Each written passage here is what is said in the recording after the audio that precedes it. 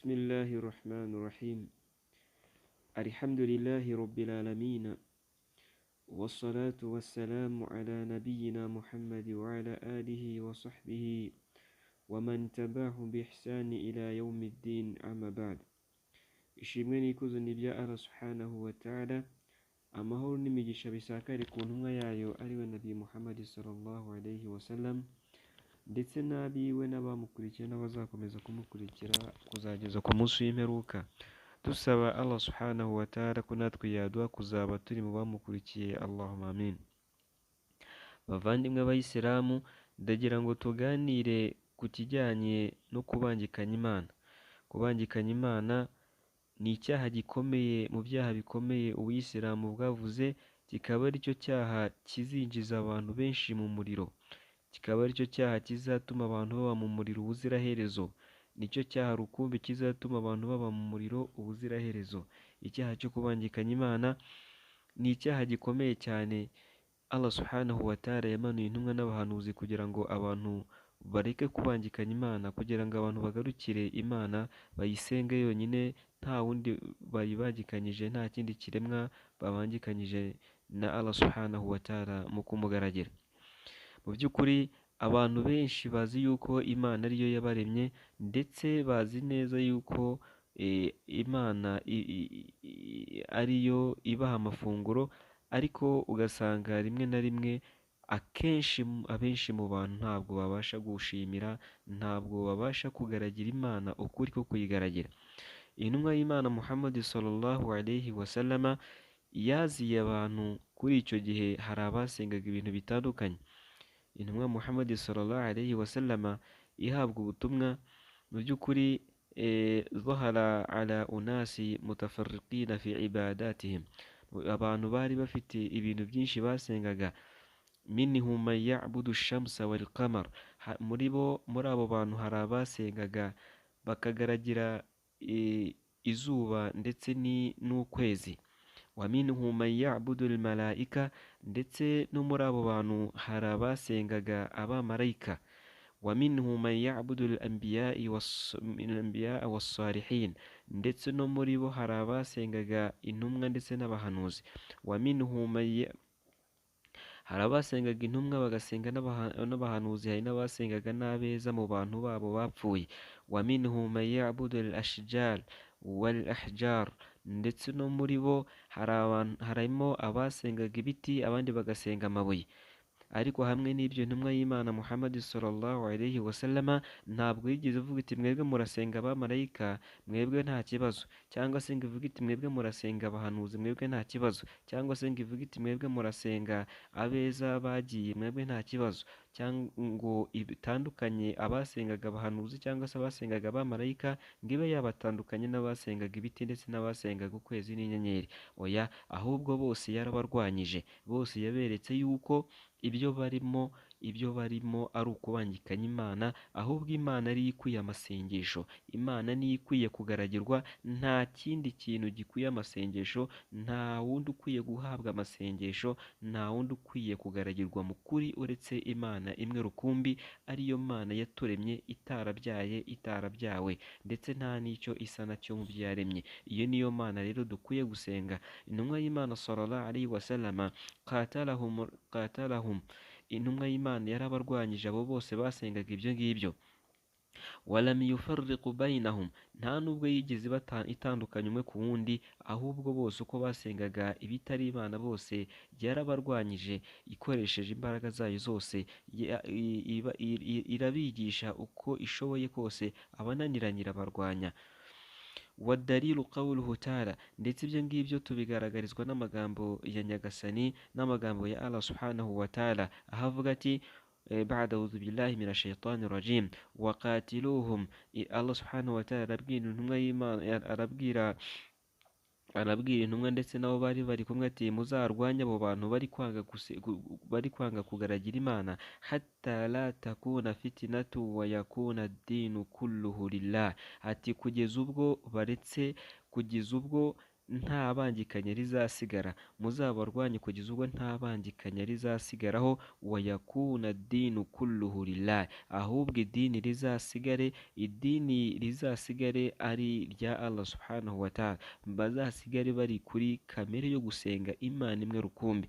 Abo bose basenga ibyo byose muzabarwanye, mubigishe, mubereke ukuri, mubereke inzira, nyamuneka, ku buryo nta kubangikanya kuzasigara, ahubwo bose bazasigare bari kuri gahunda ya Allah subhanahu wa ta'ala. Mu bo twabasha nko kuvuga nk'abasengaga izuba ndetse n'ukwezi, naho Allah subhanahu wa ta'ala abigaragaza nanone muri Quran, akavuga ati wa min ayatihi al-laylu wan-nahar, ati no mu bimenyetso bya Nyagasani nuko yashyizeho ijoro ndetse n'amanywa, washamsu wal qamar, ndetse Nyagasani wawe nabwo arema ukwezi ndetse arema n'izuba, arema izuba, arema n'ukwezi. Ariko Allah subhanahu wa ta'ala agakomeza avuga ati la tasjudu lishamsi wala lilqamari wasjudu lillahi alladhi khalaqahunna in kuntum iyyahu ta'budun.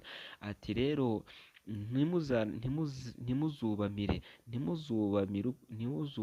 izuba cyangwa ngo mwubamire ukwezi, ahubwo muzubamire Nyagasani, muzubamire Allah, muzubamire Imana iyo yaremye ibyo ngibyo, yo yaremye uku kwezi, ikarema n'iryo zuba, ikarema n'ibyo bindi. in kuntum iyyahu ta'budun, nimba koko muhamya ko ari we mugaragira, muzasenge Nyagasani, ntimugasenge ukwezi cyangwa se ngo musenge inyenyeri cyangwa se ngo musenge izuba, ahubwo muzagaragire Nyagasani nimba koko muhamya ko ari we muri kugaragira. Nanone Allah subhanahu wa ta'ala aratugaragariza ku kijyanye n'abamarayika, abantu basengaga abamarayika, Allah subhanahu wa ta'ala arabasubiza avuga ati wa yawma yahshuruhum jami'a, ubwo bose bazazuka bagashyirwa ku kibuga kimwe, bakazuka kwizuka, thumma yaqulu lil malaika, hanyuma Nyagasani akabwira abamarayika aha ulai iyyakum kanu ya'budun,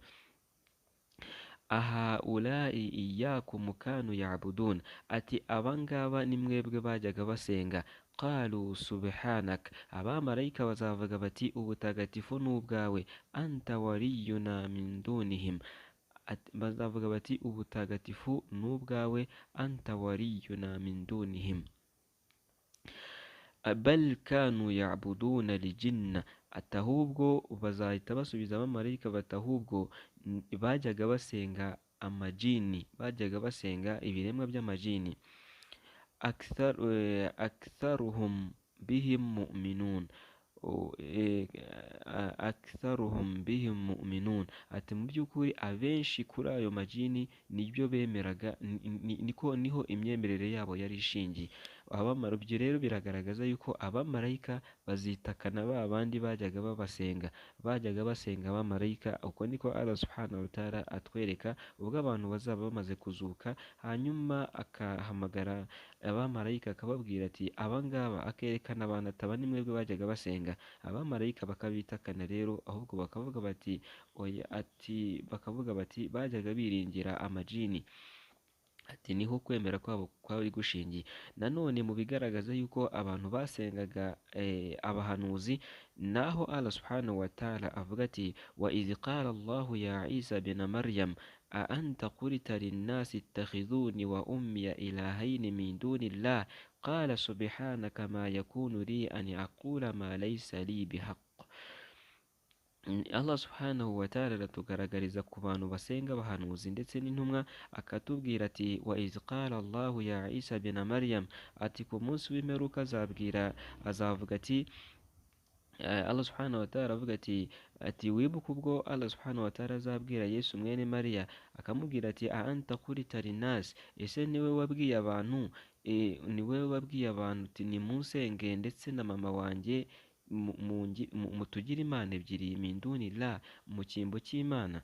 qala Yesu azavuga ati subhanaka ubutagatifu n'ubwawe nyagasani, ma yakunu li an aqula ma laysa li bihaq, ati ntabwo bikwiye ko nshobora kuvuga ibitari mu kuri kwanjye. Azavuga ati ubutagatifu n'ubwawe, ntabwo bikwiye kuri njye ko navuga ibitari mu kuri kwanjye. Mu yandi magambo, ntabwo Yesu mwene Mariya yari guhindura ubutumwa yari yahawe ngo ajye kuba yatanga ubutumwa bwo kugira ngo asengwe mu cyimbo cy'uko basenga Allah subhanahu wa ta'ala. Ibi rero ni ibigaragaza yuko intumwa zizihakana abantu bajyaga bazisenga. Yesu azihakana abajyaga bamugaragira, Yesu azihakana abajyaga bamutaka batakamba, Yesu azihakana abajyaga bamusenga bamwita Imana we na mama we. Ibyo rero ni ibigaragaza ukuntu abantu bazihakanwa na za ntumwa ndetse n'abahanuzi. Nanone ku bantu bajyaga basenga abantu babo bitabye Imana, Allah subhanahu wa ta'ala aravuga ati qul id'u alladhina za'amtum min dunihi fala yamlikuna kashfa dhurri ankum wala tahwila ulaika alladhina yad'una yabtaghuna ila rabbihim alwasilata ayyuhum aqrab wa yarjuna rahmatahu wa yakhafuna 'adhabahu inna 'adhaba rabbika kana mahdhura. Naam, Allah subhanahu wa ta'ala rero aravuga ati arabwira intumwa Muhammad akamubwira ati vuga uti nimuhamagara abo mwise Imana mu cyimbo cya Allah kugira ngo babatabare. Nta bushobozi bafite bwo kubakiza ingorane cyangwa ngo bazihinduremo ibyiza. Nanone Allah agakomeza avuga ati ulaika alladhina yad'una yabtaghuna ila rabbihim alwasilata ayyuhum aqrab wa yarjuna rahmatahu wa yakhafuna 'adhabahu inna 'adhaba rabbika kana mahdhura. Allah akavuga ati rero abo basenga babangikanyije na Allah subhanahu wa ta'ala, nabo ubwabo basenga Allah, bakanashaka uburyo bwo kumwiyegereza bizera impuhwe ze ndetse bakanatinya ibihano bye. Mu by'ukuri ibihano bya nyagasani wawe biratinyitse. Uwo nguwo rero ni Allah subhanahu wa ta'ala utubwira iby'abariya bajya basenga abantu beza, bibwira yuko ari bwo buryo bwiza bwo kwiyegereza Allah subhanahu wa ta'ala. Ibyo ni byo Allah subhanahu wa ta'ala ari kubasubiza. Nanone reka dukomeze tureba dalili ijyanye n'abantu basengaga ibiti bibwira yuko ari byo bizagira icyo bibamarira. Abantu basengaga ibiti ndetse bagasenga n'amabuye, Allah subhanahu wa ta'ala aravuga ati afara'aytumul lata wal uzza wa manata thalithata al-ukhra. Allah subhanahu wa ta'ala aravuga ku bijyanye n'ibigirwamana basengaga bibumbye mu mabuye, aho harimo ibyo bitaga allata wal uzza wa manata. Ibyo ngibyo ni ibigirwamana bajyaga basenga. Allah subhanahu wa ta'ala akavuga ati subhanahu wa ta'ala rero akababwira ati ese ntimubona ibyo bigirwamana basenga? Ati se ntimubibona? afara'aytumul lata wal uzza wa manata thalithata al-ukhra. Ariko vuga rero ibyo bigirwamana yuko babisengaga ariko bakarinda bahava nta n'ikintu bibamariye, ndetse bitanabumva nta n'ikintu bishobora kuba byabamarira. Nanone muri hadithi ya Abi Waqid al-Laythi radiyallahu anhu qala خرجنا مع رسول الله صلى الله عليه وسلم إلى حنين ونحن حدثاء أحد بكفر وللمشركين سدرة يعكفون عندها وينوطون بها أسلحتهم يقال لها ذات أنواط. Uyu rero ni umusangirangendo uri kuvuga yuko bagendanye n'intumwa y'Imana sallallahu alaihi wasallam,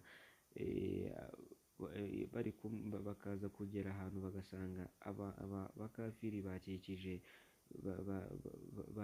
ikigirwamana barimo bagishyizeho ibikoresho byabo by'intambara,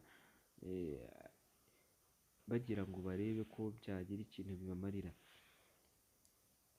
Ibyo rero ni aravuga ati famararina bisidratin fakulina, tukinyuraho turavuga tutubwira intumwa y'Imana sallallahu alaihi wasallam tuti ij'al lana dhata anwatin kama lahum dhatu anwatin, ati natwe dukorere nka kiriya kintu bafite nk'uko nabo bagifite. Intumwa y'Imana sallallahu alaihi wasallam iravuga iti Allahu akbar, Imana ni inkuru, innaha sunanu qultum walladhi nafsi biyadihi kama qalat banu Israila li Musa. Intumwa y'Imana sallallahu alaihi wasallam iratangara cyane ndetse ivuga mu buryo bwo kubabara, iravuga ati mu by'ukuri ibintu muvuze ni nk'ibyo ababani Israili babwiye Musa ubwo yari amaze kubarokora umwanzi wabo Firaun, bakavuga bati ij'al lana ilahan kama lahum alihatun, ati nk'ibyo abani Israili babwiye Musa ubwo yari amaze kubarokora, bari bamaze kurokoka umwanzi wabo Firaun, bakaza guca ahantu bagasanga abantu barimo barasenga ikigirwamana, hanyuma barangiza bakabwira Musa bati natwe dukorera ikigirwamana nk'uko nabo bafite ikigirwamana. Kandi mu by'ukuri hari ibyo bari bamaze kurokoka babibona neza ko ari Imana ibarokoye, ariko hamwe n'ibyo bagashaka ko bongera gusenga ibigirwamana. Ibyo rero ni ibigaragaza abantu basengaga ibigirwamana, basengaga ibintu bikoze mu biti, basengaga ibintu bikoze mu mabuye, yuko mu by'ukuri Allah subhanahu wa ta'ala arabibabuza ndetse akanabereka yuko nta kintu byabamarira, nta kintu byabafasha mu bibazo byose baba bafite, ndetse yemwe n'ibyo bintu basenga ntabwo bibumva, nta nubwo bifite na gahunda yo kuba byakumva, kubera yuko nta bushobozi bifite, nta buzima bifite. Bavandimwe rero, reka dusoreze ahangaha isomo ryo kumenya Imana, isomo ryo kugaragira Imana imwe rukumbi, isomo ritwigisha uko tugomba guhagarara ku myemerere yacu, imyemerere y'Ubuyisilamu, imyemerere itavangiye, kandi ikaba ari imyemerere yo kutuganisha kumenya Allah subhanahu wa ta'ala. Reka rero dusoreze ahangaha, mwari kumwe n'umuvandimwe wanyu Rugema Said, wa sallallahu ala sayyidina Muhammad wa ala alihi wa sahbihi ajma'in. Assalamu alaikum wa rahmatullahi wa barakatuh.